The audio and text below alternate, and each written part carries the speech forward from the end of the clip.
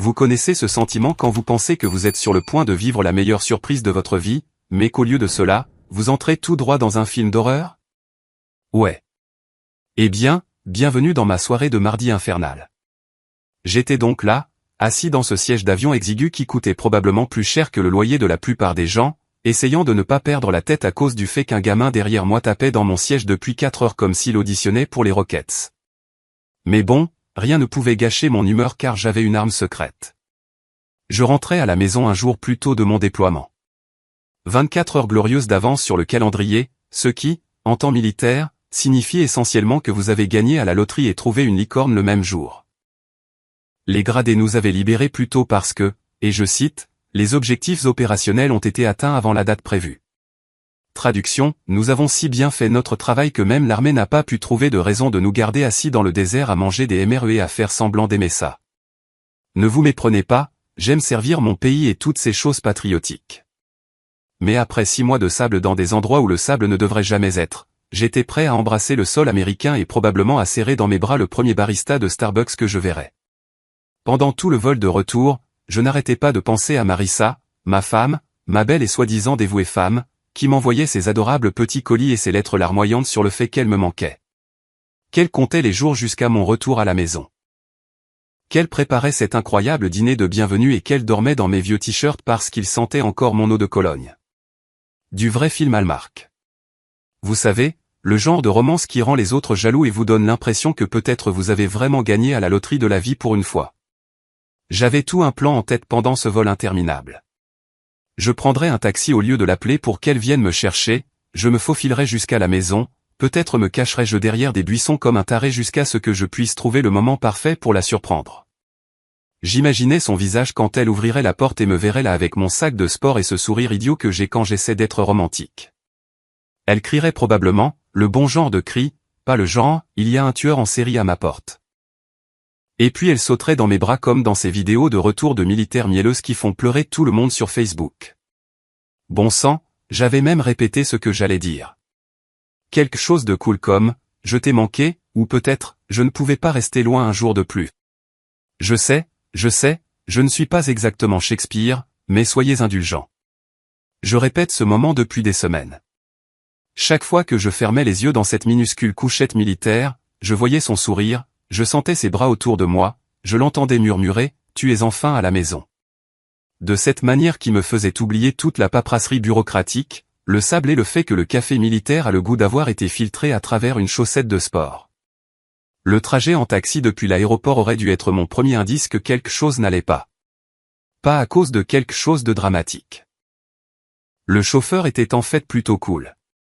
Un type plus âgé qui n'arrêtait pas de me remercier pour mon service toutes les 5 minutes, ce qui était gentil, même si c'est devenu un peu répétitif. Non, c'est moi qui me sentais bizarre. Plus on se rapprochait de la maison, plus ce nœud étrange commençait à se former dans mon estomac. Vous connaissez ce sentiment quand vous êtes sur le point de passer un examen très important et que soudainement vous ne vous souvenez plus si vous avez étudié les bons chapitres? C'était comme ça, sauf que je ne savais pas de quoi diable j'étais censé m'inquiéter. C'était peut-être juste de la paranoïa de déploiement. 6 mois en état d'alerte 24h24 et 7J7 vous détraquent la tête d'une manière que vous n'attendez pas. Chaque ombre semble suspecte. Chaque son inattendu vous fait chercher une arme qui n'est pas là. Et chaque bonne chose semble trop belle pour être vraie. Les médecins de l'armée ont des noms fantaisistes pour ça, mais en gros, ça se résume au fait que votre cerveau est convaincu que la paix et le bonheur sont probablement des pièges. Mais alors que nous entrions dans mon quartier, notre quartier avec toutes ses pelouses parfaitement entretenues et ses clôtures blanches qui crient « Rêve de banlieue réalisé », j'ai commencé à me détendre un peu. Tout avait l'air exactement comme quand j'étais parti. Madame Henderson avait toujours ces nains de jardin ridicules que son association de propriétaires essaie de lui faire enlever. Les Johnson n'avaient toujours pas réparé leur boîte aux lettres qui penche à un angle de 45 degrés comme si elle faisait un salut décontracté à tout le monde. Normal, paisible, chez soi.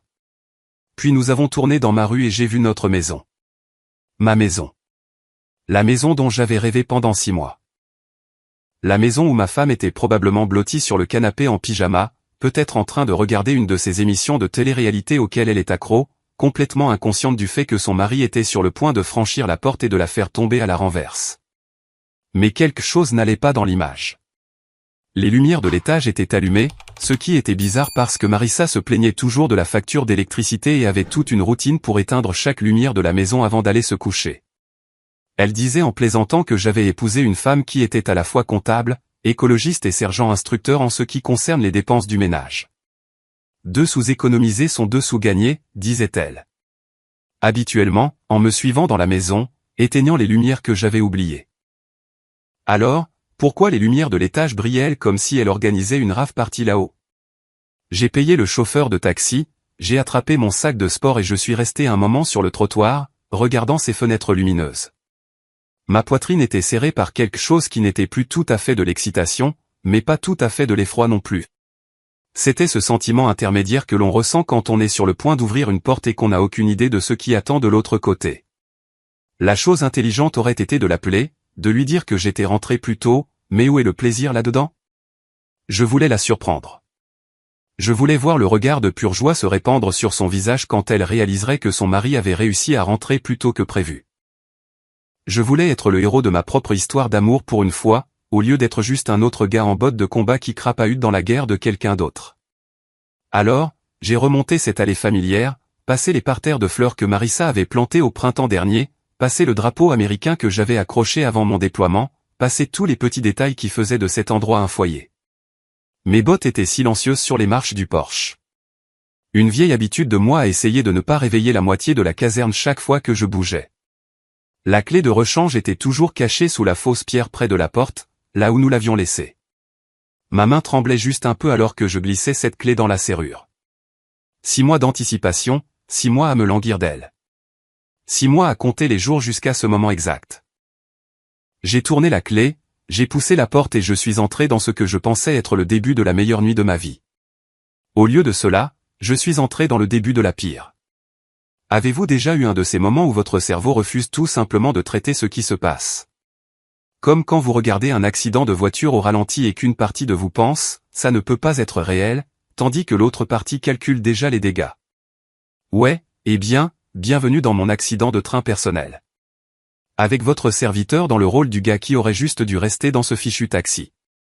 Je me tenais dans ma propre embrasure de porte comme une sorte de statue, les sacs de sport toujours sur l'épaule, les clés pendantes de ma main comme si j'avais oublié comment utiliser les fonctions motrices de base. Le rez-de-chaussée était sombre.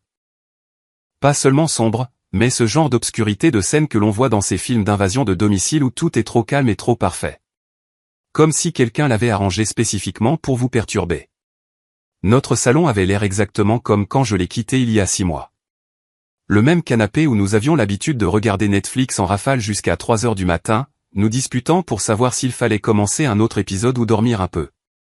La même table basse avec cette tache de cercle du jour où Marissa a oublié d'utiliser un sous-verre et a passé 20 minutes à s'excuser comme si elle avait commis un crime fédéral. Les mêmes photos de famille alignées sur la cheminée. Tous sourire et regarder comme nous sommes heureux. Qui ressemblait maintenant à des preuves d'une scène de crime. Mais voilà le truc quand on rentre de déploiement. Votre oui devient bizarre. 6 mois à écouter les menaces, tout ce qui n'a pas sa place, et soudain vous pouvez entendre une épingle tomber à 3 pièces de distance. Alors, quand j'ai entendu les bruits venant de l'étage, toutes les sonnettes d'alarme dans ma tête ont commencé à retentir comme un exercice d'incendie en enfer. Des rires haletants, le genre qui vous retourne l'estomac parce que vous savez exactement ce que ça veut dire. Même quand votre cerveau essaie encore de trouver des explications innocentes. Peut-être qu'elle regarde une émission comique. Peut-être qu'elle est au téléphone avec sa sœur. Peut-être qu'elle fait une de ces vidéos d'entraînement en ligne qui la font glousser parce que l'instructeur a un accent amusant. Mais ensuite est venu le murmure. Bas, profond, définitivement masculin, et certainement pas venant d'une télévision ou d'un appel téléphonique. C'est à ce moment-là que mon entraînement a pris le dessus. Pas l'entraînement, comment être un bon mari, mais l'entraînement, comment évaluer une menace sans se faire tuer. Pas silencieux, respiration contrôlée, chaque muscle prêt à réagir à n'importe quel cauchemar qui attendait à l'étage. Je n'ai pas appelé son nom. Qu'est-ce que j'étais censé dire? Chérie, je suis rentré plus tôt. J'espère que tu ne fais rien que tu ne devrais pas faire. Je n'ai pas frappé au cadre de la porte comme un visiteur poli dans ma propre fichue maison. Et je n'ai certainement pas annoncé ma présence comme s'il s'agissait d'une visite de courtoisie. Non, J'ai canalisé chaque once d'entraînement à la furtivité que l'armée m'avait inculquée et j'ai monté ces escaliers comme si ma vie en dépendait. Chaque marche semblait prendre 1 heure. Vous savez, comme dans les films d'horreur où la musique devient toute dramatique et la caméra fait ce ralenti pendant que la victime marche vers sa perte. C'était exactement comme ça, sauf qu'il n'y avait pas de musique dramatique. Juste le son de mon propre cœur qui essayait de se frayer un chemin hors de ma poitrine et les bruits de plus en plus évidents de ma femme faisant des choses que les épouses ne sont pas censées faire lorsque leurs maris sont déployés à l'étranger pour se battre pour la liberté et la démocratie et toutes ces conneries patriotiques. Les escaliers de notre maison grincent. J'avais oublié ça pendant mes mois d'absence. Mais maintenant, chaque petit gémissement du bois ressemblait à un coup de feu dans le silence, pas à pas, comme si je montais vers ma propre exécution, ce qui, d'une certaine manière, était le cas. L'exécution de toutes les croyances que j'avais sur mon mariage, ma vie, ma capacité à juger les gens et ma foi générale en l'idée que de bonnes choses arrivent aux gens qui essaient de bien faire. Au moment où j'ai atteint le haut des escaliers, les sons étaient sans équivoque. Je ne vais pas vous les plaire parce que je ne suis pas masochiste et que ce n'est pas une sorte de roman d'amour tordu. Mais disons simplement que ma femme n'était certainement pas seule, ne regardait certainement pas la télévision et ne pensait certainement pas à son mari, qui était censé être à des milliers de kilomètres de là, lui manquant comme un idiot. La porte de la chambre, notre porte de chambre, était entr'ouverte juste assez pour me donner une place au premier rang pour la destruction de tout ce que je pensais savoir de ma vie. Et parce que l'univers a apparemment un sens de l'humour macabre, il y avait juste assez de lumière de la lampe de chevet pour tout voir en détail, en haute définition et d'une clarté cristalline. Marissa, ma femme, la femme qui portait mes plaques d'identité autour du cou sur nos photos de mariage et qui avait promis de m'aimer pour le meilleur et pour le pire, dans la maladie et la santé, que tu sois à la maison ou en déploiement, jusqu'à ce que la mort nous sépare. Elle était enchevêtrée avec un type dans ce qui était censé être notre lit, notre sanctuaire, notre endroit. Et elle l'embrassait comme si sa vie en dépendait, comme s'il était de l'eau et qu'elle mourait de soif, comme s'il était la réponse à chaque prière qu'elle avait jamais murmurée. Mais voilà le hic. Je connaissais le type. Charles Cadden, son patron de cette agence de marketing du centre-ville. Le même Charles Cadden qu'elle avait mentionné dans ses lettres. Toujours en passant, toujours avec une petite histoire innocente sur les drames du bureau ou la politique de bureau. Charles pense que nous devrions restructurer la campagne. Charles a apporté des beignets pour tout le monde aujourd'hui. Charles est un si bon mentor. Ouais, eh bien, Charles l'a conseillé sur bien plus que des stratégies de marketing, apparemment. Je l'avais rencontré à la fête de Noël de l'entreprise avant mon déploiement. Je lui avais serré la main, je l'avais écouté me remercier pour mon service, je l'avais regardé sourire à Marissa avec ce que je pensais n'être qu'une amabilité professionnelle. Le type avait l'air assez décent. Marié lui-même. 2 enfants. Un de ces pères de banlieue qui entraînait probablement la petite ligue le week-end et conduisait une berline raisonnable. Le genre d'homme que vous ne soupçonneriez jamais de coucher avec la femme de quelqu'un d'autre pendant que ce quelqu'un d'autre est à l'étranger en train de se faire tirer dessus par des gens qui veulent tuer des Américains. Ils étaient si absorbés par leur petite scène d'amour qu'ils ne m'avaient pas entendu rentrer, ne m'avaient pas entendu monter les escaliers, n'avaient pas remarqué que le mari qu'ils trahissaient se tenait à 3 mètres de là, regardant son monde entier s'effondrer en temps réel. Et vous savez le pire? Ils avaient l'air heureux. Pas coupables, pas sournois, pas comme 2 personnes qui savaient qu'elles faisaient quelque chose d'horrible. Ils avaient l'air de 2 personnes qui allaient ensemble, qui s'accordaient, qui avaient du sens. Ma photo de mariage était juste là, sur la table de chevet. La même photo qui me faisait sourire à chaque fois que je la regardais. Marissa dans sa robe blanche. Moi dans mon uniforme de cérémonie. Tous les 2 souriant comme si nous venions de gagner à la loterie. Sauf que maintenant, on aurait dit que la photo s'était détournée de honte. Inclinée à un angle comme si elle ne pouvait pas supporter de voir ce qui se passait dans le lit qu'elle était censée surveiller. Je suis resté là pendant ce qui a semblé des heures, mais qui n'a probablement duré que quelques secondes, à regarder mon mariage mourir sous mes yeux.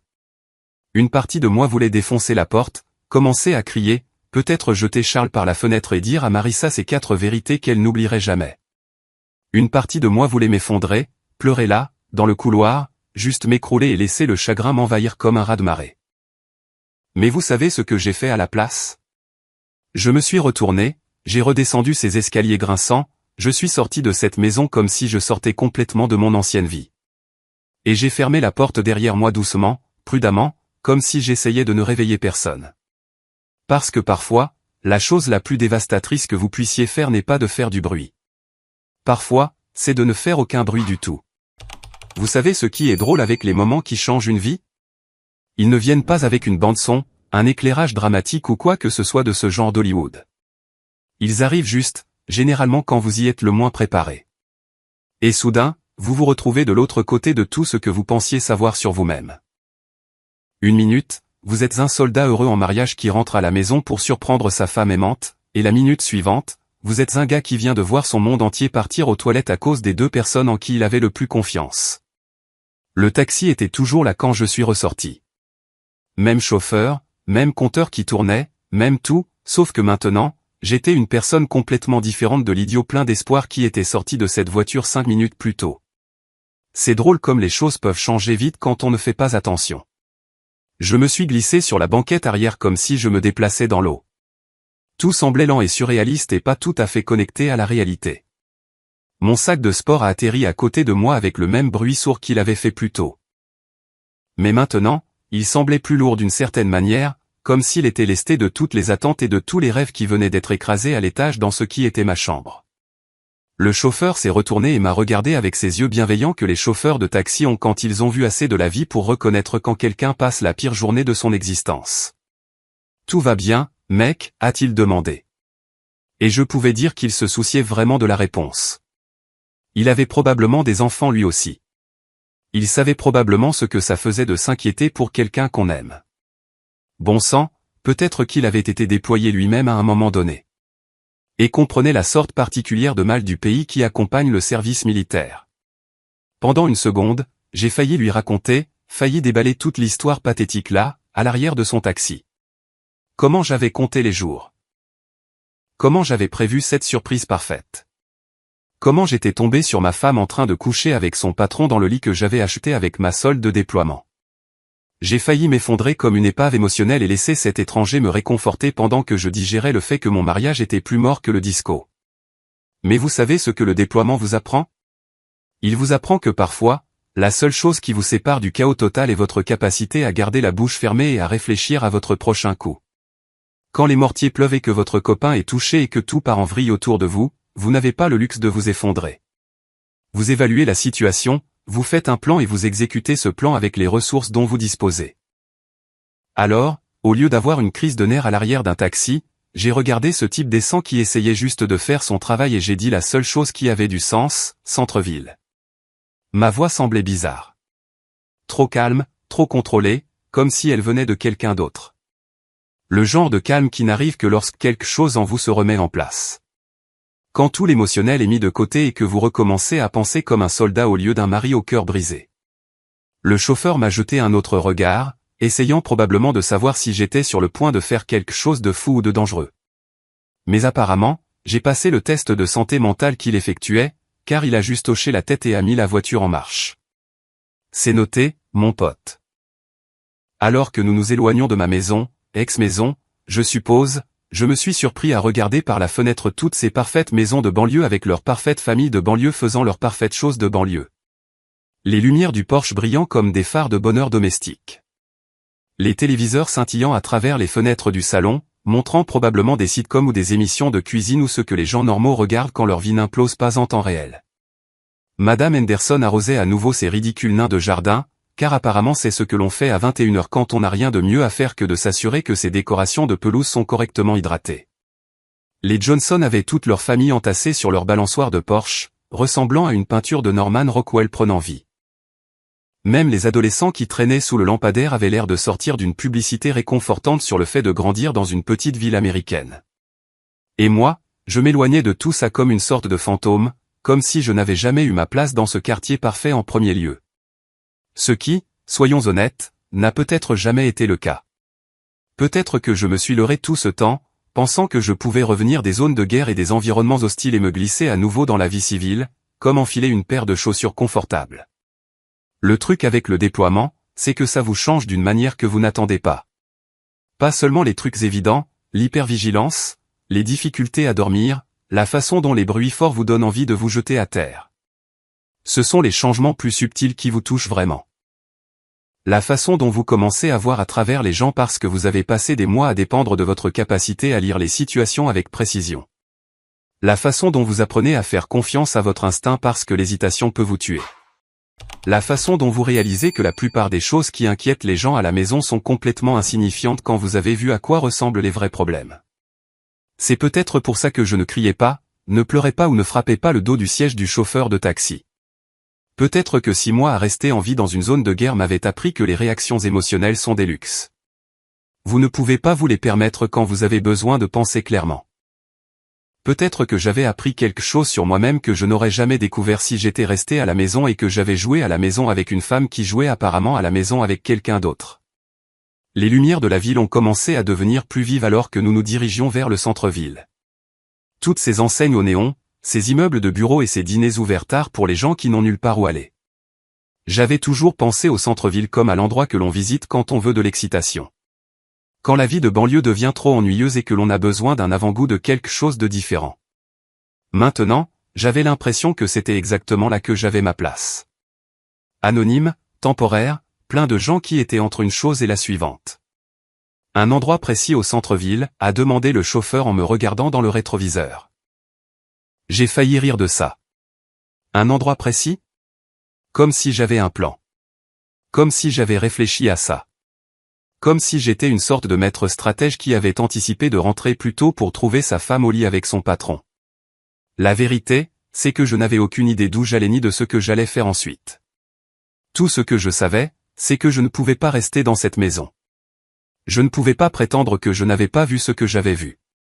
Je ne pouvais pas redevenir le mari naïf qui pensait que son mariage était solide juste parce qu'il recevait des lettres douces et des colis. Mais voilà le truc avec le fond du trou. C'est en fait une base assez solide sur laquelle construire.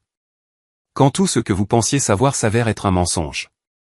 Quand chaque supposition que vous aviez faite sur votre vie se révèle fausse en l'espace de 5 minutes. Vous avez 2 choix.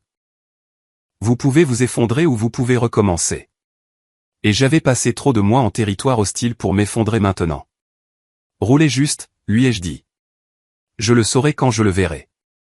Le taxi a roulé dans les rues du centre-ville pendant que j'étais assis sur la banquette arrière, mon sac de sport à côté de moi, mon alliance toujours à mon doigt, pensant au chaos et au silence et à la différence entre réagir et répondre.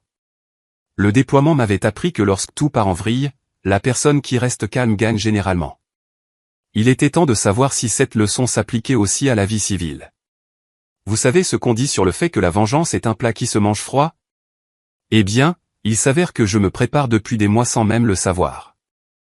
Pendant que j'étais à l'étranger en train de jouer aux soldats et d'écrire des lettres mielleuses à ma femme infidèle, une petite voix paranoïaque à l'arrière de ma tête me murmurait des scénarios, et si, que j'ai rejetés comme des problèmes de confiance et de l'anxiété de déploiement. Il s'avère que cette petite voix paranoïaque était la partie la plus intelligente de moi. Le cabinet d'avocats de Marcus Levent se trouve dans l'un de ces immeubles du centre-ville qui essaient très fort d'avoir l'air impressionnant, mais qui ont surtout l'air cher. Tout en marbre et en acajou est le genre de meuble qui crie « Nous facturons à l'heure et nous valons chaque centime ». J'y étais allé exactement une fois auparavant, lorsque Marissa et moi avons acheté la maison et avions besoin de quelqu'un pour s'occuper de la paperasse. À l'époque, Marcus semblait excessif pour une simple transaction immobilière, mais mon père a toujours dit « Prends le meilleur avocat que tu puisses te permettre, puis trouve comment te permettre un meilleur ». Maintenant, j'étais assis en face de son immense bureau à 8 heures du matin, ayant l'air d'avoir dormi dans mon uniforme, ce que j'avais fait, dans une chambre d'hôtel du centre-ville qui sentait le désinfectant et les rêves brisés. Pendant que Marcus fixait le dossier que je venais de déposer devant lui, comme s'il contenait des codes de lancement nucléaire. « Vous avez déjà tout déplacé ?» a-t-il demandé, feuilletant page après page de relevés bancaires, d'actes de propriété, de documents de fiducie et de virements financiers sur lesquels je travaillais depuis des mois. Ses sourcils montaient de plus en plus haut sur son front à chaque document, comme s'il regardait un tour de magie qu'il ne pouvait pas comprendre. J'ai hoché la tête une fois, en gardant mon expression aussi neutre que possible. J'ai commencé le processus il y a 3 mois. Il y a 3 mois, a-t-il répété lentement, comme s'il essayait de comprendre la chronologie. Vous avez planifié ça depuis. Depuis que j'ai commencé à avoir des soupçons, ai-je dit, ce qui était techniquement vrai. J'avais des soupçons. D'accord. Pas sur Marissa spécifiquement, mais sur l'idée générale que tout ce qui est bon dans ma vie pourrait durer sans plan de secours approprié. Pensée militaire, espérer le meilleur, se préparer au pire et toujours avoir une stratégie de sortie. Le truc, c'est que je n'avais pas vraiment soupçonné Marissa de me tromper quand j'ai commencé à déplacer des actifs. J'avais juste pensé aux statistiques de divorce pour les couples militaires, au nombre de gars qui reviennent de déploiement pour trouver leur vie entière démantelée, au nombre d'épouses qui décident qu'être mariée à un soldat est trop difficile, trop solitaire et trop imprévisible. Alors, j'avais commencé à me protéger au cas où, en déplaçant de l'argent sur des comptes qu'elle ne connaissait pas, en transférant des titres de propriété dans des fiducies dont elle n'était pas au courant, en construisant essentiellement un pare-feu financier autour de tout ce pourquoi j'avais travaillé. Je me suis dit que c'était juste une bonne planification, comme acheter une assurance vie ou garder des provisions d'urgence. Vous ne le faites pas parce que vous vous attendez à une catastrophe. Vous le faites parce que la catastrophe a une façon de se manifester quand vous y êtes le moins préparé. Et si la catastrophe n'arrive jamais, eh bien, pas de mal. Vous avez juste une très bonne organisation financière et une paperasse impressionnante. Il s'avère que la catastrophe avait un nom, et c'était Charles Cadden. Marcus feuilletait toujours des documents, faisant parfois ces petits sondages que font les avocats lorsqu'ils sont soit très impressionnés, soit très confus. C'est complet, a-t-il dit. Enfin, la maison est entièrement à votre nom par le biais de la fiducie. Les comptes bancaires ont été transférés. Les investissements sont sécurisés, même les voitures. Les deux sont immatriculés à la fiducie, ai-je confirmé. Elle conduit des véhicules qu'elle ne possède techniquement pas depuis 2 mois. Il m'a regardé avec quelque chose qui aurait pu être du respect ou une légère peur. Comment saviez-vous? Je ne le savais pas, ai-je dit, ce qui était la vérité, mais pas toute la vérité. Je crois juste qu'il faut être préparé. Ce que je ne lui ai pas dit, c'est que le déploiement vous donne beaucoup de temps pour réfléchir. Et réfléchir vous donne beaucoup de temps pour réaliser à quel point vous êtes vulnérable lorsque votre vie entière est construite sur la confiance et les suppositions. À quel point il serait facile pour quelqu'un de détruire tout ce pourquoi vous avez travaillé pendant que vous êtes de l'autre côté du monde, incapable de vous protéger ou de protéger vos intérêts. Combien de gars avec qui j'avais servi étaient rentrés à la maison pour trouver que leur femme avait vidé les comptes bancaires, vendu les maisons, maximisé les cartes de crédit et disparu avec de nouveaux petits amis qui appréciaient les femmes qui venaient avec des avantages financiers intégrés. Alors, j'avais commencé à bouger, des mouvements discrets, des mouvements légaux, des mouvements qui ressemblaient à de la planification financière, mais qui ressemblaient en fait plus à la construction d'une forteresse autour de tout ce qui comptait pour moi. Ouvrir de nouveaux comptes à mon seul nom, créer des fiducies qui protégeaient les actifs de la division maritale, réacheminer les dépôts directs et les paiements automatiques. En gros, j'avais passé 3 mois à me transformer en fantôme financier. Quelqu'un qui existait sur le papier, mais qui ne pouvait pas être touché par le genre de trahison auquel j'étais apparemment destiné. La beauté de la chose, ai-je expliqué à Marcus, qui fixait toujours ma paperasse comme si elle était écrite en hiéroglyphes, c'est que tout a été fait légalement avec une documentation appropriée pendant que j'étais à l'étranger au service de mon pays. Difficile de soutenir qu'un soldat déployé agissait de mauvaise foi lorsqu'il protégeait les actifs qu'il avait gagnés grâce au service militaire. Marcus a commencé à rire. Pas le genre de rire que l'on entend dans les clubs de comédie, mais le genre de rire que les avocats ont lorsqu'ils réalisent qu'ils ont affaire à une affaire qui est déjà gagnée avant même d'avoir commencé. Elle va contester ça, a-t-il dit. Elle va prétendre à la fraude, à la manipulation, que vous avez caché des actifs. Avec quel argent, ai-je demandé. Ses comptes personnels ont exactement de quoi couvrir sa facture de téléphone portable et peut-être un voyage à Starbucks. Ses cartes de crédit sont au maximum à cause de virées shopping dont elle pensait que je n'étais pas au courant. Et son patron est sur le point d'avoir des problèmes plus importants que d'aider sa maîtresse à engager un avocat. C'est à ce moment-là que j'ai sorti le deuxième dossier, celui que j'avais gardé pour le dessert. Des photos de la voiture de Charles dans notre allée à des heures suspectes. Des captures d'écran de SMS entre eux que j'avais récupérées de notre stockage cloud partagé parce qu'apparemment aucun d'eux n'avait compris comment la technologie fonctionnait réellement. Des reçus d'hôtels de voyage d'affaires qui se sont produits par coïncidence pendant mes rares appels téléphoniques à la maison. Des échanges de mails qui ont commencé de manière professionnelle et ont fini par ressembler à de mauvais extraits de romans d'amour. Vous allez les détruire, a dit Marcus. Et pour la première fois depuis que je le connaissais, il avait l'air vraiment impressionné au lieu d'être simplement poli professionnellement. Non, les jeux corrigés, me penchant en arrière dans le fauteuil en cuir hors de prix et sentant quelque chose comme la paix s'installer en moi pour la première fois depuis des heures. Je vais les laisser se détruire eux-mêmes. Je vais juste m'assurer que le processus est correctement documenté. Parce que voici ce que j'ai appris à l'étranger. Les meilleures batailles sont celles où votre ennemi se bat lui-même pendant que vous regardez à distance de sécurité. Vous n'avez pas à tirer un coup de feu. Vous n'avez pas à vous salir les mains. Vous n'avez pas à compromettre vos principes ou votre position. Vous devez juste être patient, préparé et assez intelligent pour rester à l'écart lorsque tout s'effondre. Demande de divorce déposée aujourd'hui, ai-je dit à Marcus. Et je veux que les serrures soient changées d'ici ce soir. Considérez que c'est fait, a-t-il dit, attrapant déjà son téléphone pour commencer à passer des appels. Autre chose? Je me suis levé, j'ai attrapé mon sac de sport et je me suis dirigé vers la porte. Ouais, ai-je dit par-dessus mon épaule. Faites-leur mal. Avez-vous déjà regardé une de ces émissions de rénovation où ils rénovent toute la maison de quelqu'un en 48 heures?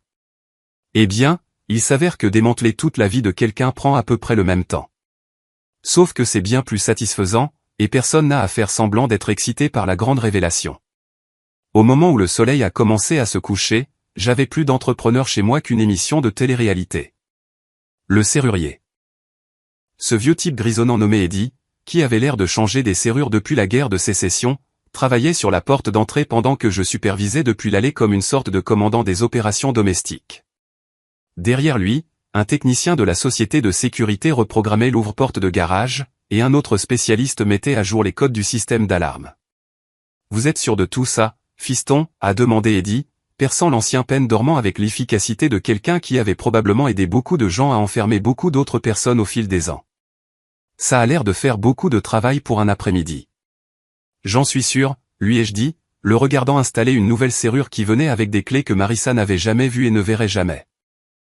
Depuis combien de temps faites-vous ce travail, Eddie? 37 ans en octobre prochain, a-t-il dit, sans lever les yeux de son travail. J'ai vu beaucoup de gens changer leur serrure pour beaucoup de raisons. Divorce, rupture, drame de colocation, conflits familiaux. Bon sang, j'ai même changé les serrures pour une dame qui voulait empêcher sa belle-mère d'entrer dans sa cuisine. Avez-vous déjà changé les serrures pour un soldat déployé qui est rentré plus tôt pour trouver sa femme en train de recevoir de la compagnie? Eddie a arrêté de percer et m'a regardé avec le genre d'expression que l'on voit sur le visage des gens qui ont entendu toutes les histoires possibles et imaginables. Je ne peux pas dire que oui, a-t-il dit doucement. Mais je suppose que cette compagnie n'était pas du genre invité. On pourrait dire ça. Il a hoché la tête et est retourné à son travail, ne posant plus de questions parce que les gars comme Eddie comprennent que parfois, moins on en sait sur les affaires de ses clients, mieux on dort la nuit. Mais je pouvais dire qu'il était de mon côté par la façon dont il était très minutieux dans l'installation, s'assurant que chaque vis était bien serrée et que chaque mécanisme était lisse comme de la soie. Pendant qu'Eddie s'occupait de la sécurité physique, j'étais occupé à mener la guerre financière depuis mon téléphone. Banque après banque, compte après compte, carte de crédit après carte de crédit. Oui, j'aimerais geler ce compte immédiatement. Non, je n'ai pas besoin d'en discuter avec le titulaire du compte joint. C'est exact. Je lui retire l'autorisation à partir de maintenant. Militaire. Oui. Protection contre la fraude.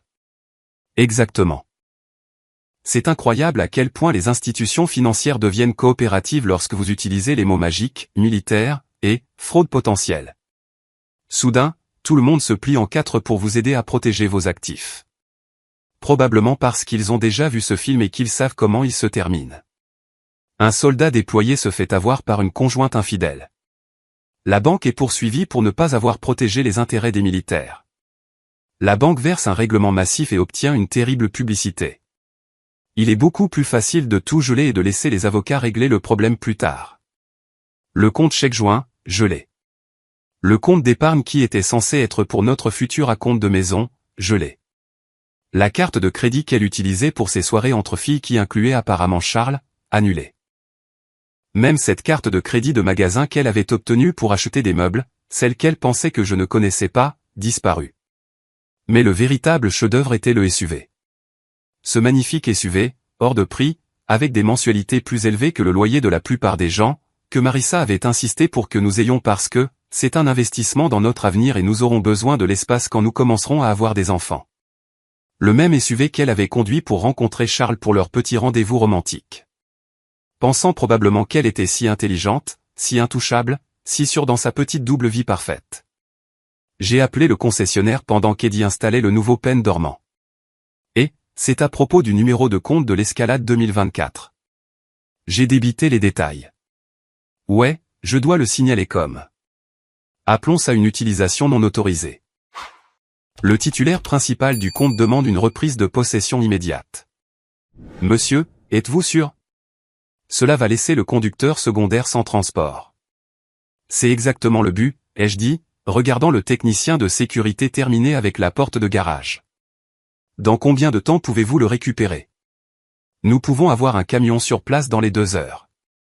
Parfait. Et juste pour être clair, le conducteur secondaire n'est plus autorisé à prendre de décision concernant ce véhicule. Toute tentative de la contacter au sujet des paiements ou de l'état du compte doit être adressée à mon avocat. Je leur ai donné les informations de Marcus et j'ai raccroché, me sentant comme un joueur d'échecs qui vient de mettre son adversaire en échec sans même qu'il se rende compte que la partie avait commencé. Au moment où les entrepreneurs ont terminé, ma maison avait l'air exactement la même de l'extérieur, mais était complètement différente à l'intérieur. Nouvelle serrure, nouveau code, tout était nouveau. L'anniversaire que j'avais utilisé pour le système d'alarme, l'anniversaire de Marissa, avait disparu, remplacé par la date de mon enrôlement. L'ouvre-porte de garage qu'elle avait programmée sur sa voiture, reprogrammée à une fréquence qu'elle ne devinerait jamais. Même la serrure intelligente de la porte arrière avait été réinitialisée pour ne reconnaître que mon empreinte digitale. C'est tout bon, a dit Eddie, me tendant un jeu de clés qui semblait plus lourd qu'il n'aurait dû. Personne n'entrera ici sans votre permission. Je vous dois combien? C'est pour la maison, a-t-il dit, rangeant ses outils avec une efficacité quasi militaire. Merci pour votre service, fiston. Et pour ce que ça vaut, c'est une idiote. Après que tout le monde soit parti, je me suis tenu dans ma maison nouvellement sécurisée, écoutant le silence qui semblait différent maintenant.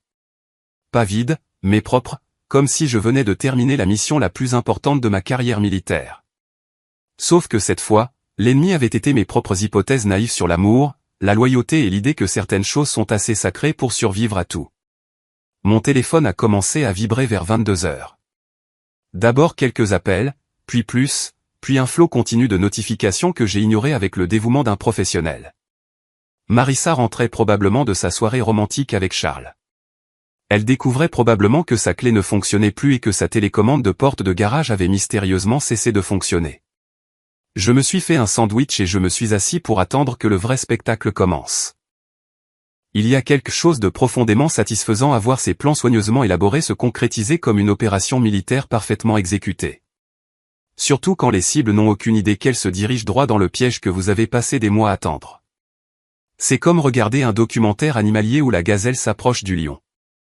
Sauf que dans ce cas, la gazelle était ma femme infidèle et son salaud de patron. Et le lion était la douce justice. Ils étaient sur le point de se faire servir une portion d'humiliation publique. Marcus et moi nous sommes garés de l'autre côté de la rue de ce qui était ma maison vers 14 heures, assis dans sa BMW noire comme 2 détectives en planque. Il a apporté du café et des beignets de cette boutique chic du centre-ville, le genre qui facture $8 pour ce qui est essentiellement du sucre et de la caféine, mais qui a le goût d'avoir été fait par des anges. Je devais admettre que pour un avocat qui s'occupait habituellement d'affaires d'entreprise ennuyeuses, Marcus se prenait vraiment au jeu de l'opération vengeance. « Vous êtes sûr de vouloir regarder ça ?» a-t-il demandé, ajustant son rétroviseur pour avoir une meilleure vue du Porsche. Parfois, il vaut mieux laisser le karma faire son travail à distance. « Vous plaisantez ?» ai-je dit, en buvant une gorgée de café hors de prix qui valait en fait chaque centime. J'ai été déployé pendant 6 mois. C'est le meilleur divertissement que j'ai eu depuis que notre sergent s'est retrouvé coincé dans une toilette de chantier pendant une tempête de sable. Nous n'avons pas eu à attendre longtemps. À exactement 14h47, je sais parce que je chronométrais tout comme si c'était un exercice tactique, une berline argentée familière est entrée dans mon allée. La voiture de location temporaire de Marissa, empruntée à sa sœur parce qu'apparemment son précieux SUV avait mystérieusement disparu pendant la nuit. Elle est sortie vêtue de cette petite robe noire que je lui avais achetée pour notre anniversaire. Celle qui, disait-elle, la faisait se sentir sophistiquée et puissante. Je suppose qu'elle se sentait sophistiquée et puissante. D'accord, juste pas avec son mari. Et voilà Charles qui sortait du côté passager comme s'il était chez lui, redressant sa cravate et vérifiant sa montre comme si c'était juste une autre réunion d'affaires au lieu d'un après-midi galipette chez son employé. Le gars avait le culot d'avoir l'air détendu, confiant, même, comme s'il faisait ça depuis si longtemps qu'il avait oublié que c'était techniquement de l'adultère et un comportement moralement répréhensible. Ils ont remonté mon allée en se tenant la main. Se tenant la main comme s'ils étaient un couple légitime au lieu de deux personnes qui mentaient et se faufilaient dans mon dos depuis Dieu sait combien de temps. Marissa riait de quelque chose que Charles avait dit, renversant la tête en arrière de cette manière qu'elle avait l'habitude de faire quand je lui racontais des blagues qui n'étaient même pas si drôles. Le même rire qui me faisait me sentir comme le gars le plus drôle du monde me retournait maintenant l'estomac parce qu'elle le gaspillait pour quelqu'un qui ne le méritait pas. C'est parti, a dit Marcus, se penchant en avant sur son siège comme s'il regardait le final de sa série télévisée préférée. Marissa a fouillé dans son sac à main et a sorti sa clé de maison. La même clé qu'elle utilisait depuis 3 ans. La même clé qui symbolisait autrefois la maison, la confiance et la vie que nous avions construite ensemble. Elle l'a glissée dans la serrure avec la confiance de quelqu'un qui avait sa place là-bas. Quelqu'un qui avait tout à fait le droit d'entrer dans cette maison et de faire ce qu'elle voulait. Rien ne s'est passé. Elle a réessayé, agitant la clé comme si elle l'avait juste mal insérée la première fois. Toujours rien. J'ai vu son visage passer de la confusion à l'inquiétude, puis au premier signe de panique alors qu'elle réalisait que quelque chose n'allait vraiment pas, c'est bizarre, a-t-elle dit assez fort pour que nous l'entendions de l'autre côté de la rue. La clé ne fonctionne pas, Charles s'est avancé comme le gentleman qu'il prétendait être.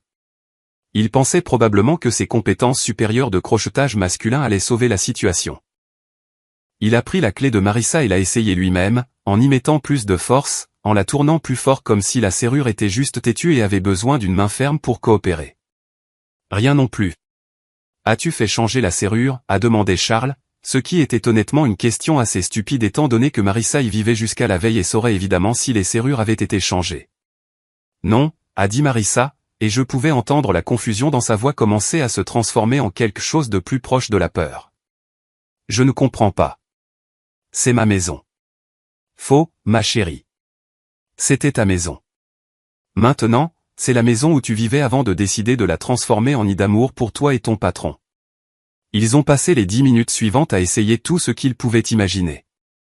Différentes clés du trousseau de Marissa parce que peut-être qu'elle avait pris la mauvaise par erreur. La clé de rechange cachée sous la fausse pierre. Sauf que, oups, cette serrure avait aussi été changée.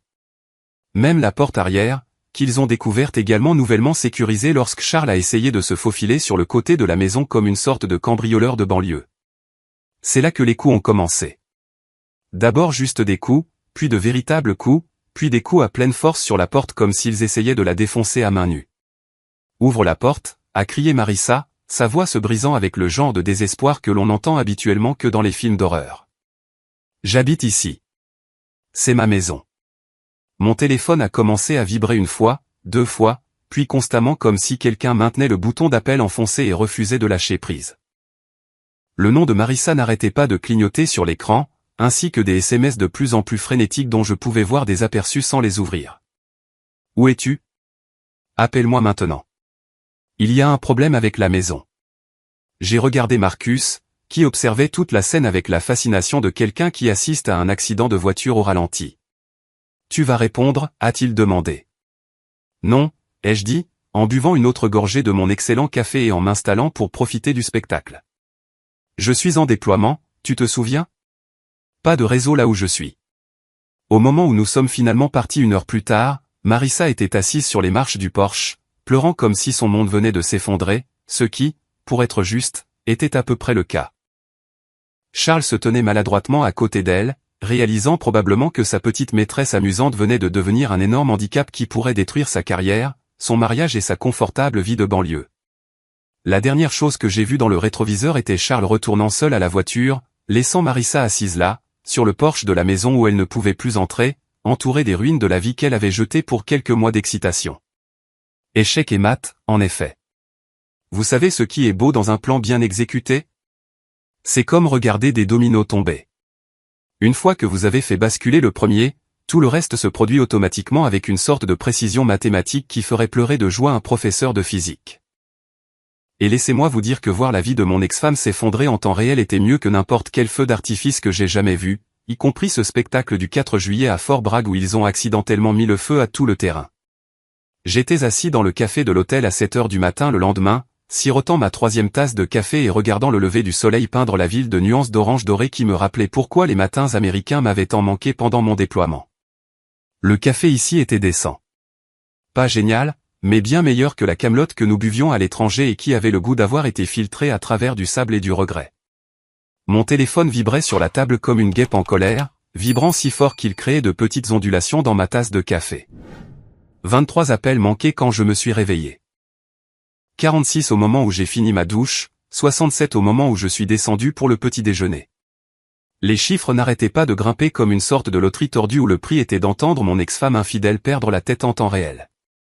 J'ai pris le téléphone juste assez longtemps pour vérifier les messages, pas pour y répondre, évidemment. La messagerie vocale a commencé par être confuse et inquiète. « Chérie, où es-tu ? Il y a un problème avec la maison. Rappelle-moi. » Puis ils sont devenus paniqués. « Je ne peux pas entrer dans la maison. Les serrures sont différentes. Qu'est-ce qui se passe ? » Puis ils sont devenus en colère. « C'est ridicule. Appelle-moi tout de suite. » Et enfin, ils ont dégénéré en ce genre de supplication désespérée qui m'aurait brisé le cœur il y a 6 mois, mais qui ressemblait maintenant à du bruit blanc au moment où j'ai fini mes œufs bénédicts. Et oui, je me suis offert le petit déjeuner de luxe parce que quel est l'intérêt de détruire la vie de son ex-femme si on ne peut pas savourer une sauce hollandaise hors de prix en le faisant ? Le compteur d'appels avait atteint les 3 chiffres. 112 appels d'une femme qui pensait apparemment que composer le même numéro encore et encore changerait d'une manière ou d'une autre les lois fondamentales de la physique et me ferait matérialiser devant elle. Mais voilà le truc avec l'entraînement militaire. Il vous apprend la patience. La vraie patience. Pas le faux genre où vous comptez secrètement jusqu'à 10 et essayez de ne pas perdre votre sang-froid. Le genre de patience où vous pouvez rester assis complètement immobile pendant des heures en attendant le moment exact pour bouger parce que vous comprenez que le timing est tout et qu'une action prématurée peut ruiner même les plans les mieux conçus. Donc, pendant que Marissa avait apparemment une crise de nerfs complète sur le parking de l'hôtel où elle s'était retrouvée, parce que selon ses SMS de plus en plus incohérents, Charles était soudainement devenu indisponible et avait besoin d'espace pour réfléchir. Je remplissais calmement des papiers qui transformeraient son sans-abrisme temporaire en un changement de style de vie permanent. Premier arrêt, le palais de justice. Demande de divorce remplie en 3 exemplaires avec l'efficacité de quelqu'un qui pratique la paperasse militaire depuis des années. Motif du divorce. Adultère avec preuves photographiques jointes. Partage des biens clairement définis sur la base des documents de fiducie qui protégeaient tout ce que j'avais gagné avant, pendant et après notre mariage. Pension alimentaire. Hors de question. Étant donné qu'elle avait volé sur nos comptes joints pour financer sa liaison. Le greffier a regardé ma paperasse avec le genre d'admiration habituellement réservé aux formations de forage parfaitement exécutées. C'est très complet, a-t-elle dit, tamponnant chaque page avec la satisfaction de quelqu'un qui appréciait l'attention portée aux détails. Votre avocat a fait un excellent travail. Merci, ai-je dit. Sans mentionner que j'avais fait la plupart du travail de préparation moi-même pendant ces longues nuits à l'étranger où je ne pouvais pas dormir et que j'avais besoin de faire quelque chose de productif de mon insomnie. Prochain arrêt, ordonnance restrictive, car apparemment Marissa était passée des appels téléphoniques désespérés à se présenter à l'hôtel où je séjournais, exigeant des réponses et faisant assez de bruit pour déranger les autres clients.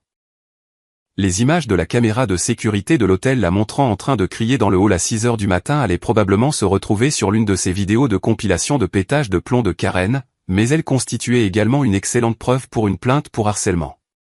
Puis est venu mon préféré, le rapport de fraude. Vous voyez, pendant que j'étais à l'étranger en train de manger des MRE et d'esquiver les tirs hostiles, Marissa avait utilisé mes avantages militaires pour financer sa petite romance, des dîners dans des restaurants chers, des escapades d'un week-end dans la région viticole, même des bijoux qu'elle prétendait être un cadeau de sa sœur, mais qui se sont avérés être facturés sur une carte de crédit liée à mon compte de vétéran. L'utilisation abusive des avantages militaires n'est pas seulement moralement répréhensible. C'est en fait illégal, avec des sanctions qui incluent des amendes, une peine de prison et un casier judiciaire permanent qui vous suit comme une mauvaise odeur. Mais attendez, il y a plus. Parce que Charles n'allait pas s'en sortir indemne de ce désastre alors que Marissa était occupée à avoir sa crise de nerfs publics et à chercher probablement sur Google comment entrer par effraction dans sa propre maison. J'écrivais une lettre très détaillée et très professionnelle au conseil d'administration de l'entreprise de Charles. Une lettre qui incluait des photos horodatées de sa voiture dans mon allée pendant les heures de travail, des captures d'écran de mai entre lui et Marissa discutant de leur déjeuner qui durait apparemment 3 heures et impliquait bien plus que de discuter des prévisions trimestrielles, et une chronologie complète de leur relation de travail qui dressait un tableau très clair de harcèlement sexuel, d'abus de pouvoir et d'utilisation abusive des ressources de l'entreprise. La meilleure partie, c'est que Charles travaillait pour l'une de ces entreprises qui prennent la conduite au travail très au sérieux. Le genre d'endroit qui organise des séminaires obligatoires sur les relations professionnelles appropriées et qui applique une politique de tolérance zéro pour les managers qui couchent avec leurs employés. Le genre d'endroit où se faire prendre dans une liaison avec un subordonné n'est pas seulement embarrassant, c'est un suicide professionnel. À midi, j'avais déposé tout ce qui devait être déposé, signalé tout ce qui devait être signalé et mis en branle une chaîne d'événements qui démantèlerait systématiquement chaque aspect de la vie confortable que Marissa et Charles pensaient pouvoir construire sur la base de ma confiance et de ma naïveté. L'avalanche avait officiellement commencé, et je n'avais pas eu à pousser une seule pierre. J'avais juste à m'asseoir, à savourer mon café hors de prix et à regarder la gravité faire ce que la gravité fait de mieux. 467 appels manqués à la fin de la semaine, et je n'en ai pas répondu à un seul. Parce que parfois, la réponse la plus dévastatrice n'est pas une réponse du tout. Vous savez ce qui est pire qu'avoir une femme infidèle? Avoir des beaux-parents qui pensent que vous n'êtes pas assez bien pour leur précieuse fille, même quand c'est elle qui vous trompe dans votre dos. Les White, Philippe et Margaret, me traitent comme un gendre au rabais depuis le premier jour. Le genre de personne qui vous sourit au visage lors des dîners de famille, mais passe le reste du temps à murmurer que leur fille aurait pu faire mieux et qu'elle s'est mariée trop jeune. Eh bien, il était temps que les White apprennent que parfois, le gars que vous méprisez est celui qui a maintenu toute votre famille à flot. Leur maison se trouve dans l'un de ces quartiers où chaque pelouse semble avoir été tondue avec des ciseaux à ongler, où chaque boîte aux lettres coûte plus cher que la voiture de la plupart des gens. Une ambiance de vieille fortune.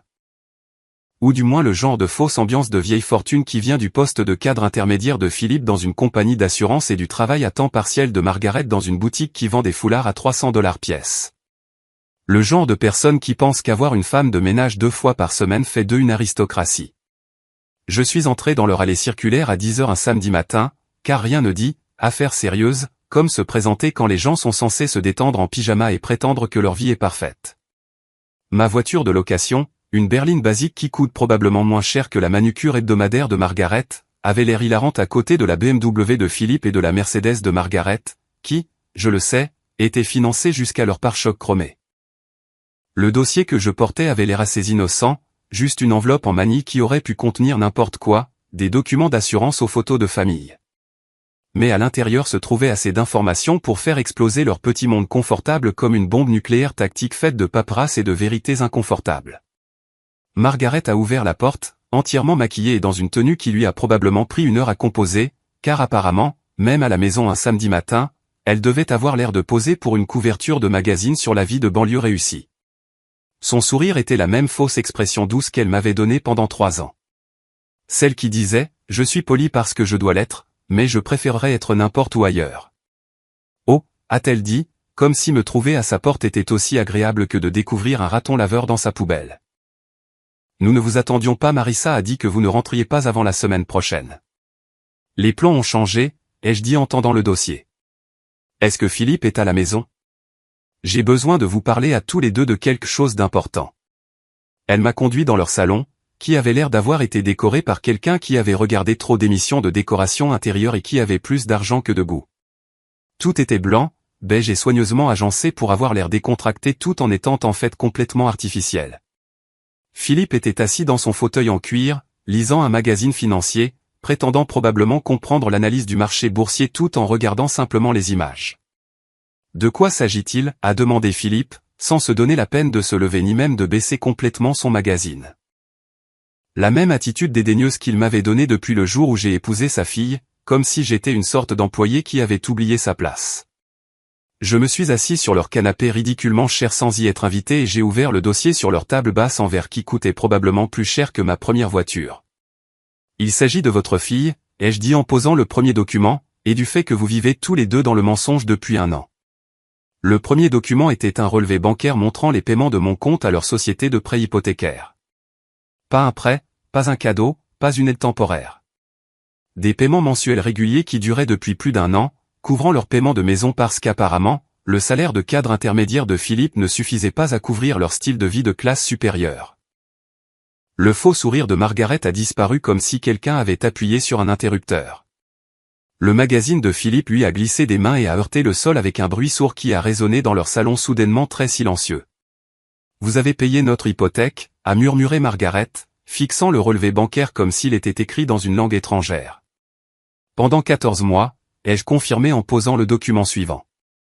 Chaque mois, comme une horloge, pendant que vous deux disiez à tous ceux qui voulaient bien l'entendre que je n'étais pas assez bien pour votre fille et qu'elle s'était mariée en dessous de sa condition.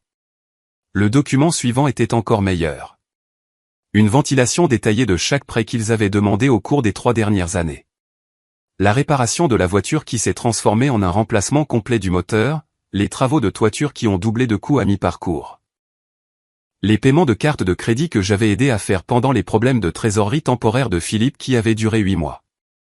Tout cela totalisait un chiffre qui a fait blêmir Philippe et a fait trembler les mains de Margaret. Mais le vrai clou du spectacle, ai-je dit en posant la dernière série de documents comme si je distribuais des cartes dans la partie de poker la plus chère du monde, c'est ce que votre précieuse fille a fait pendant que j'étais à l'étranger pour maintenir la stabilité financière de votre famille. C'étaient les photos que j'avais gardées pour les occasions spéciales. La voiture de Charles dans notre allée. Marissa et Charles se tenant la main devant des restaurants que je ne pouvais pas me permettre. Des reçus d'hôtel qui correspondaient exactement au jour où elle me disait qu'elle rendait visite à son ami malade ou qu'elle travaillait tard sur des projets importants. Des SMS entre eux qui ont commencé de manière professionnelle et ont fini par ressembler au genre de roman d'amour qui ferait rougir une star du porno. Le silence dans ce salon était si épais qu'on aurait pu le couper au couteau. Margaret fixait une photo de sa fille embrassant Charles sur le parking du Marriott du centre-ville.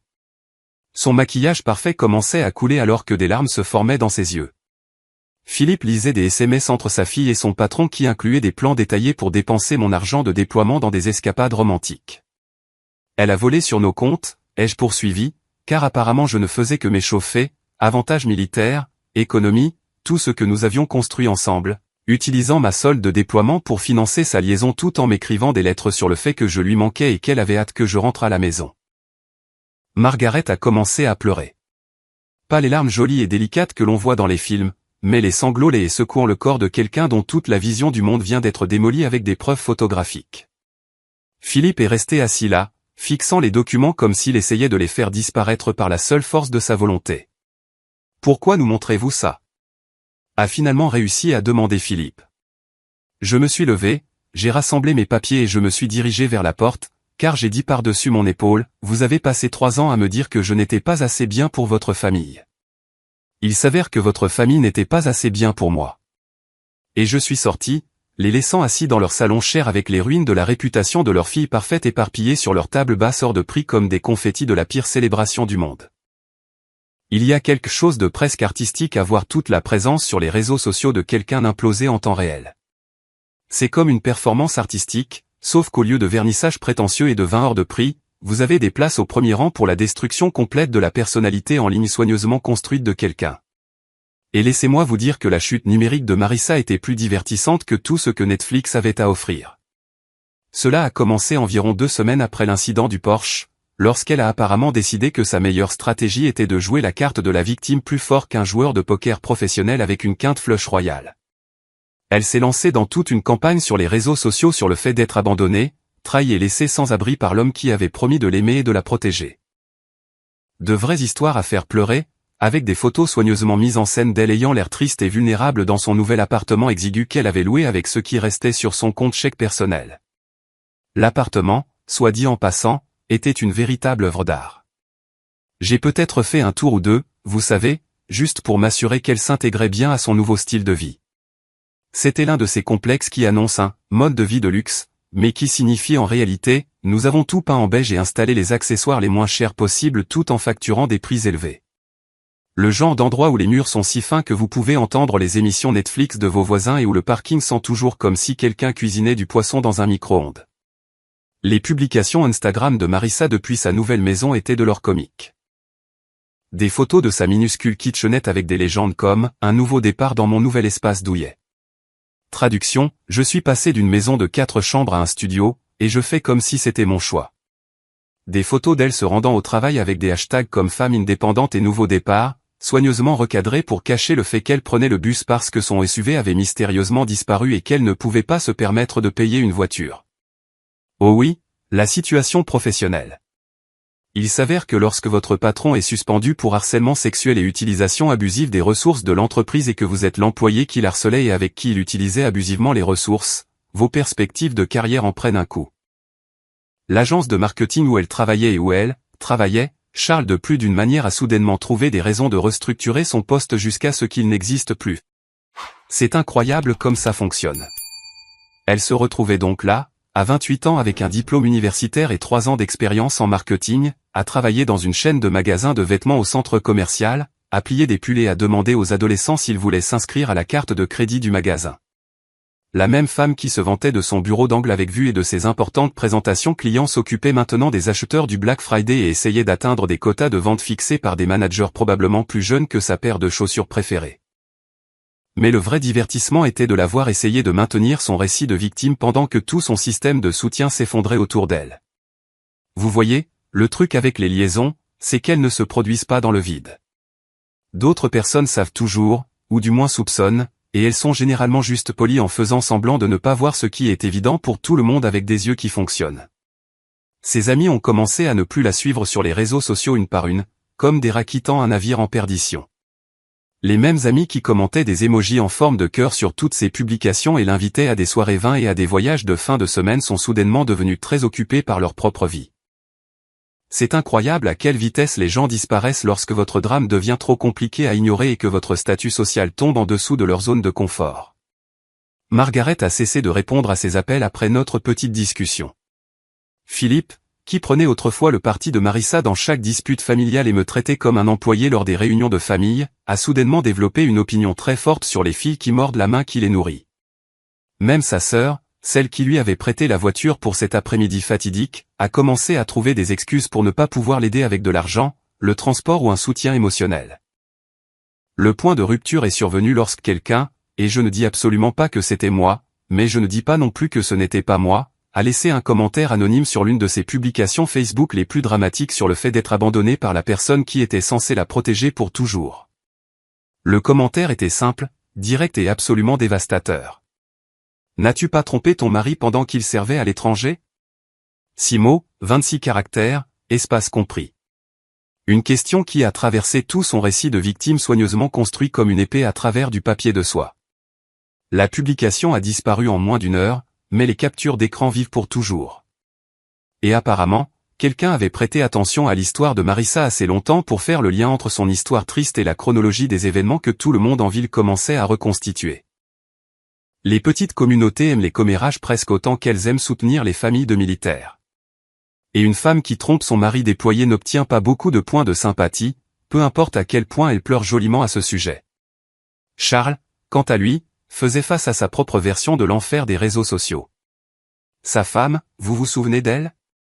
La femme avec qui il était marié depuis 12 ans, la mère de ses 2 enfants, la personne qu'il trahissait à chaque fois qu'il se présentait chez moi pour jouer à la maison avec ma femme, avait apparemment reçu un colis anonyme contenant des photos, des SMS et une chronologie détaillée des activités extrascolaires de son mari. J'ai peut-être entendu par certains canaux qu'elle avait demandé le divorce avec préjudice extrême, emmenant les enfants et environ la moitié de tout ce que Charles possédait. Apparemment, elle avait également partagé certaines des preuves les plus accablantes avec leurs amis communs, car la présence de Charles sur les réseaux sociaux est passée de « cadre marketing à succès et père de famille » à un silence radio plus vite que vous ne pouvez dire, clause d'adultère. L'enquête interne de leur entreprise était apparemment très approfondie et très publique, le genre de choses qui se murmurent dans les salles de pause et se discutent à voix basse pendant les déjeuners. Charles est passé du bureau d'angle à la suspension, puis à la poursuite d'autres opportunités, en environ 3 semaines, ce qui, en langage d'entreprise, signifie « nous l'avons viré si fort que ça a laissé des traces de dérapage ». À la fin du mois, le numéro de victime en ligne de Marissa s'était complètement effondré. Plus de commentaires de sympathie, plus de messages de soutien, plus d'amis se ralliant à sa cause. Juste une femme dans un studio travaillant dans le commerce de détail, publiant des mises à jour de plus en plus désespérées sur le fait d'apprendre à être forte et à se trouver, que personne ne lisait parce que personne ne s'en souciait plus. Internet était passé à un drame plus frais, laissant Marissa faire face aux conséquences de ses choix dans un silence anonyme et béni, exactement comme je l'avais prévu. 1 an plus tard, et laissez-moi vous dire que le recul est vraiment de 20/20. Surtout quand vous repensez à la meilleure histoire de vengeance jamais racontée en sirotant un café sur la terrasse de votre propre chalet au bord du lac, en regardant le lever du soleil peindre l'eau de couleur qui vous rappelle pourquoi la vie est en fait plutôt belle quand vous ne la partagez pas avec des parasites menteurs, infidèles et suceurs d'âme. Le chalet n'était pas un grand manoir ou quoi que ce soit. Juste un endroit modeste que j'avais trouvé à environ 3 heures au nord de la ville, assez loin du cauchemar de banlieue auquel j'avais échappé, mais assez proche de la civilisation pour que je puisse toujours avoir un accès Internet décent et une livraison de nourriture quand je n'avais pas envie de cuisiner. 2 chambres, une salle de bain, une cuisine qui fonctionnait réellement, et une vue qui me faisait comprendre pourquoi les gens écrivent de la poésie sur la nature, la solitude et la recherche de la paix dans les choses simples. Je l'ai acheté avec l'argent du règlement du divorce. Car apparemment, lorsque votre femme commet une fraude en utilisant les avantages militaires pendant que vous êtes déployé, les tribunaux ont tendance à considérer d'un très mauvais œil ces revendications sur les biens matrimoniaux. Qui l'eût cru? L'ensemble du processus s'était déroulé plus facilement qu'un solo de saxophone de jazz. Grâce à tout ce travail de préparation que j'avais fait, et au fait que la représentation légale de Marissa consistait en un avocat commis d'office surchargé de travail qui n'avait probablement jamais traité de divorce militaire et ne s'attendait certainement pas à affronter quelqu'un qui documentait tout avec la précision d'un briefing du Pentagone. L'ironie était délicieuse. L'argent que Marissa avait volé sur nos comptes, les avantages militaires qu'elle avait utilisés à mauvais escient, le crédit qu'elle avait détruit, tout cela avait été récupéré par des voies légales et une restitution ordonnée par le tribunal. Chaque mois, comme une horloge, un paiement apparaissait sur mon compte avec son nom dessus. De l'argent qu'elle gagnait en pliant des vêtements et en demandant aux clients s'ils voulaient ouvrir une carte de crédit de magasin pour une réduction supplémentaire de 10% sur leur achat. Mais voilà ce qui aurait surpris l'enfer du gars en colère et au cœur brisé qui a découvert la trahison de sa femme il y a 1 an. Je n'utilisais pas cet argent pour des fantasmes de vengeance, des jouets coûteux ou quoi que ce soit qui aurait donné à Marissa la satisfaction de savoir qu'elle affectait toujours ma vie. Au lieu de cela, chaque centime de ces paiements de restitution allait directement à une organisation à but non lucratif que j'avais créée pour les anciens combattants en difficulté. Des gars qui revenaient de déploiement pour trouver leur vie aussi foutue que la mienne l'avait été, juste sans le bénéfice d'une planification financière paranoïaque. Seconde chance pour les militaires, n'allait pas gagner de prix pour son nom créatif, mais cela aidait de vraies personnes à faire face à de vrais problèmes. Des gars qui rentraient à la maison pour trouver que leur femme avait vidé les comptes bancaires, vendu les maisons, maximisé les cartes de crédit. Des femmes qui avaient été financièrement abusées par des partenaires qui pensaient que le déploiement militaire signifiait une saison ouverte sur les biens communs. Des soldats aux prises avec le SSPT, le chômage, le sans-abrisme, la toxicomanie, toutes les choses amusantes dont personne ne parle dans ces publicités patriotiques sur le soutien à nos troupes. Les réunions mensuelles du conseil d'administration se tenaient par vidéoconférence depuis ma terrasse. Car l'un des avantages de diriger sa propre organisation à but non lucratif est que vous pouvez définir le code vestimentaire, et un jean et un t-shirt en étant assis au bord d'un lac est définitivement mon uniforme préféré pour discuter des allocations budgétaires et de l'efficacité des programmes. Nous avons aidé 43 familles ce trimestre, a rapporté Sarah, notre coordinatrice de programme, qui était probablement assez jeune pour être ma petite sœur, mais qui avait plus de compétences organisationnelles que la plupart des généraux sous lesquels j'avais servi. Le fonds d'aide au logement d'urgence a aidé 12 familles à éviter l'expulsion et le programme d'aide juridique a traité 18 cas de fraude financière. Exceptionnel, ai-je dit. En regardant une famille de canards pagayer sur le lac comme s'ils en étaient les propriétaires, ce qui, je suppose, était le cas. Quelle est notre situation financière actuelle? Stable et en croissance, a déclaré Tom, notre trésorier, qui est une sorte de magicien de la comptabilité que Marcus avait recommandé. Les paiements de restitution mensuels fournissent une base solide, et nous avons 3 sponsors d'entreprise signés pour l'année prochaine. De plus, cette organisation d'anciens combattants du Texas veut s'associer à nous pour un programme pilote. Chaque mois, les paiements ordonnés par le tribunal de Marissa aidaient une autre famille à éviter le genre de dévastation financière qu'elle avait essayé de m'infliger. Chaque dollar qu'elle gagnait en pliant des pulls au centre commercial devenait de l'espoir pour quelqu'un d'autre. Un soutien pour les personnes qui avaient servi leur pays et méritaient mieux que de se faire avoir par les personnes en qui elles avaient le plus confiance.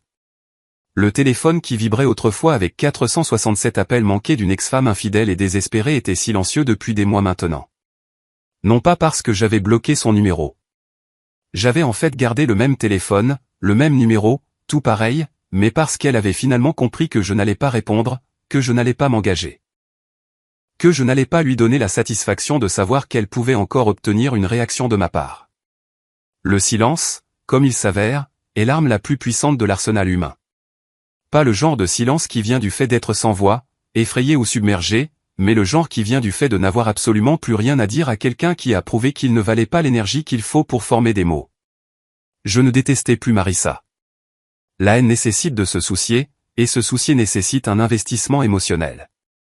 Et je me suis désinvesti de tout sentiment à son égard avec la même efficacité clinique que j'avais utilisée pour protéger mes actifs. Elle n'était plus qu'une personne qui avait été dans ma vie, comme un camarade de classe du lycée ou un ancien collègue, quelqu'un dont je pouvais me souvenir sans ressentir quoi que ce soit de particulier à propos des souvenirs. Je ne lui ai pas pardonné non plus, car le pardon implique que ce qu'elle a fait était pardonnable. Et trahir son conjoint déployé tout en volant son argent et en lui mentant en face tombe assez fermement dans la catégorie de l'impardonnable.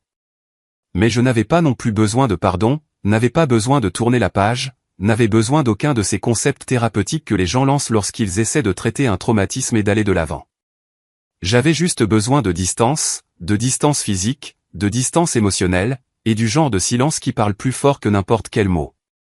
Alors que j'étais assis là sur ma terrasse, regardant le soleil se lever sur une eau qui n'appartenait à personne et à tout le monde en même temps, j'ai réalisé que la vengeance n'est pas toujours le feu, la fureur et les confrontations dramatiques qui laissent tout le monde ensanglanté et brisé. Parfois, la vengeance, c'est juste de bien vivre, de construire quelque chose de significatif et de ne jamais regarder en arrière les décombres que vous avez laissés. Parfois, la chose la plus dévastatrice que vous puissiez faire à quelqu'un qui vous a blessé est de prouver que vous êtes mieux sans lui. Et ce silence, mon choix, ma liberté, était plus fort que n'importe quel cri que Marissa pourrait jamais pousser. Tout. Pour vous. Visionnez.